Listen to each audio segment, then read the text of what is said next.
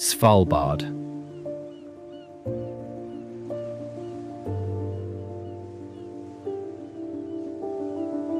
Situated in the Arctic Ocean, roughly halfway between mainland Norway and the North Pole, the Svalbard archipelago is one of the most extreme inhabited environments on Earth.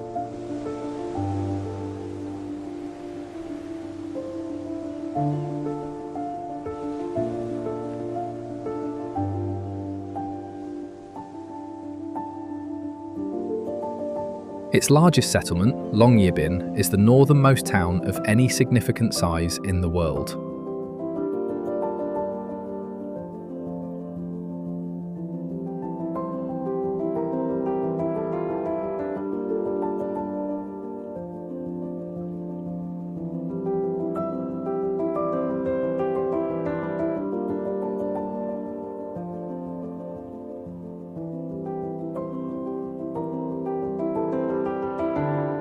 The islands are covered in permafrost, and polar bears outnumber the human population.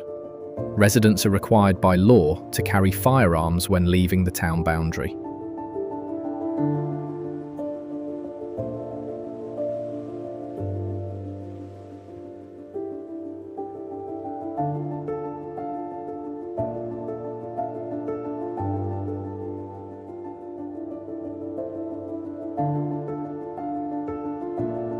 For 4 months of the year, the sun does not rise above the horizon. For 4 months, it does not set.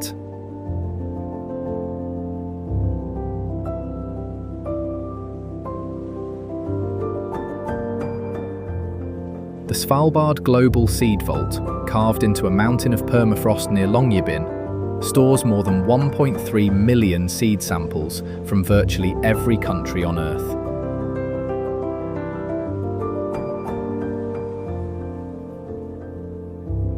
Designed to survive any conceivable global catastrophe, it requires no active cooling system in winter. The surrounding permafrost maintains the necessary temperature naturally.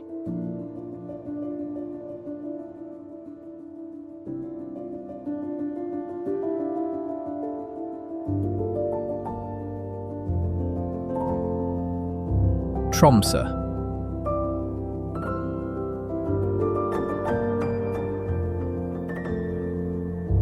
Located 350 kilometers north of the Arctic Circle, Tromsø is the largest urban centre in northern Norway and the most common departure point for expeditions into the high Arctic.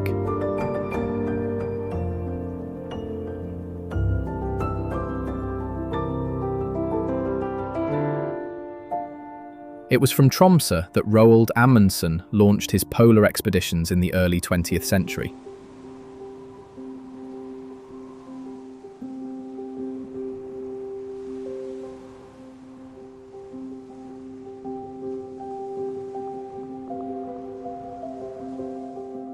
The city is one of the premier locations in the world for observing the northern lights, the Aurora Borealis, which appear above it on clear winter nights as curtains of green, violet, and white light shifting across the sky.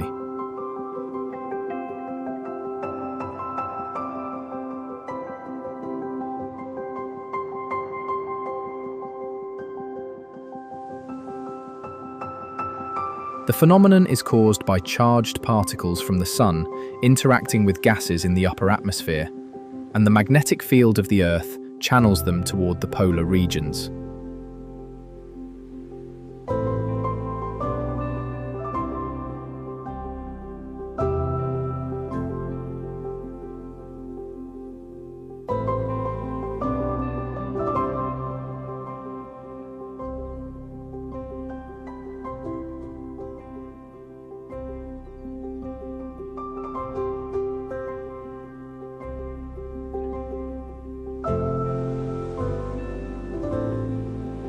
The Arctic Cathedral, a striking triangular structure of white concrete and aluminium completed in 1965, has become the architectural symbol of the city, its angular form deliberately echoing the shape of glacier and snowfield.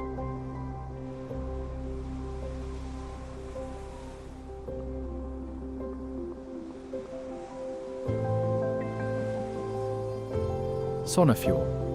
the longest and deepest fjord in Norway, and the second longest in the world, Sognefjord stretches more than 200 kilometres inland from the western coast, reaching depths of over 1,300 metres at its deepest point.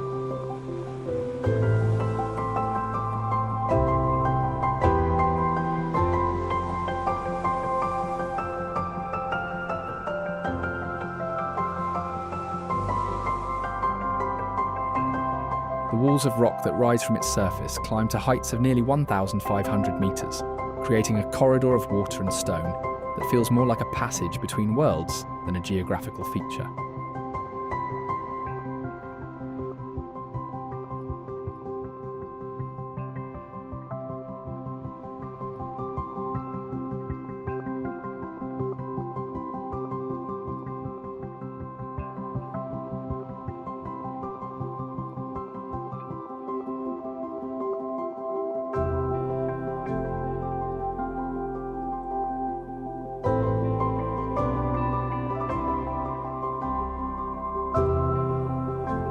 For centuries, the communities along its shores could only be reached by boat.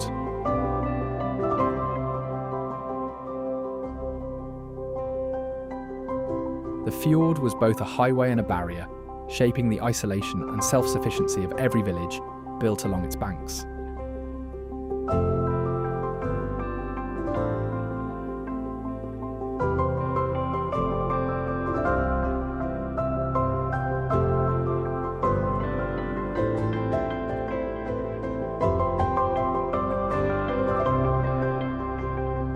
The ferry routes that cross it remain some of the most scenic in Europe, carrying travellers past waterfalls that drop hundreds of metres directly into the water below.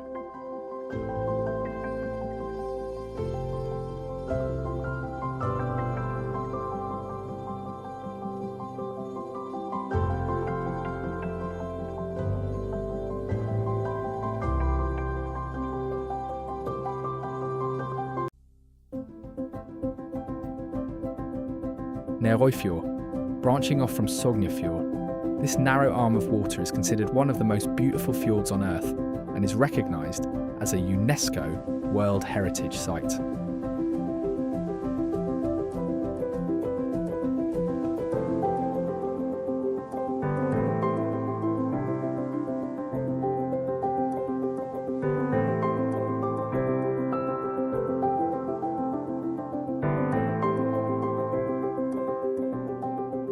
At its narrowest point, it measures only 250 metres across, while the mountains on either side rise nearly 1,800 metres above the surface.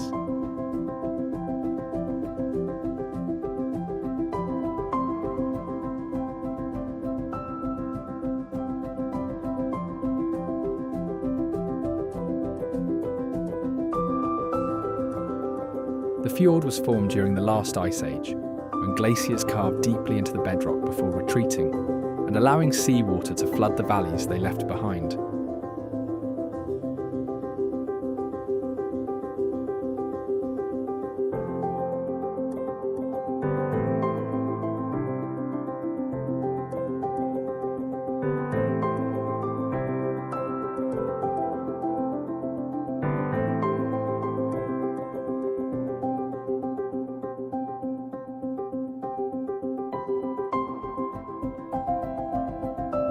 The villages of Gudvangen and Bakka cling to the narrow strips of land at its edge, surrounded on all sides by rock and water. Cascading waterfalls pour from the heights throughout spring and summer, fed by snowmelt from the plateaus above.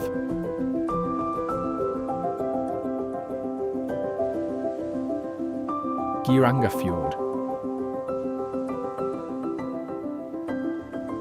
Located in the Sunnmøre region, this fjord is among the most visited natural sites in all of Scandinavia and shares UNESCO World Heritage status with Nærøyfjord.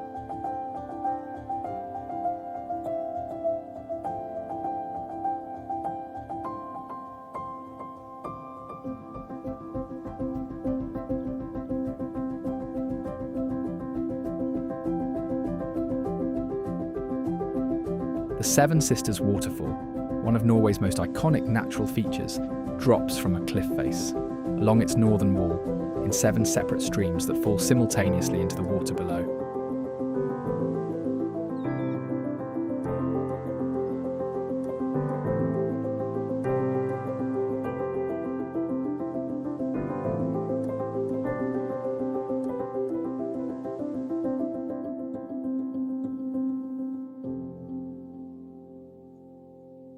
Across the fjord, the Suta waterfall faces them directly, named in reference to local folklore that portrayed it as a suitor offering a drink to the seven sisters opposite.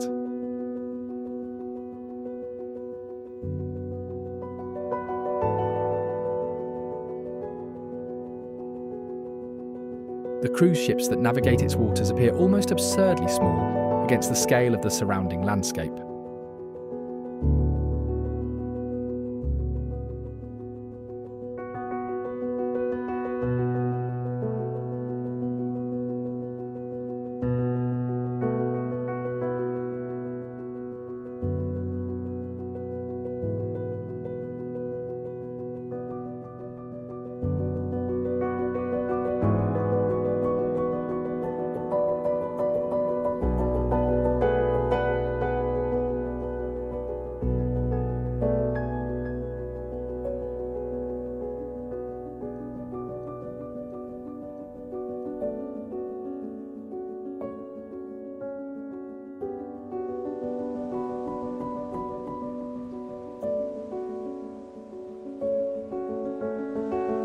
The abandoned farms of Skagaflo and Knivsflo cling to terraces high on the fjord walls, accessible only by rope and ladder for the families that once worked them.